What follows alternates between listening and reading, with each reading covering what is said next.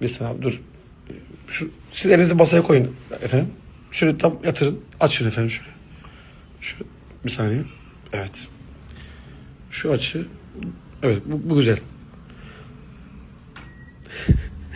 Evet güzel günlerde kullanın. Dur şöyle bir geç yapalım. Şöyle.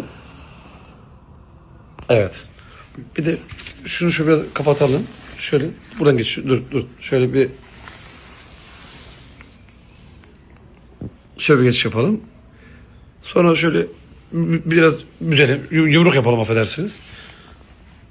Evet. Böyle de bir kapanış yapalım. Evet.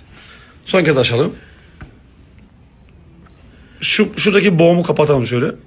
Belki bir şey yaptırıp da gelseydim şöyle. Neyse anlat elin Yok. sahibi belli değil. Çok yakışık gerçekten. Elin sahibi belli değil. Allah affetsin. Ya Allah bismillah diyelim. Evet güzel oldu.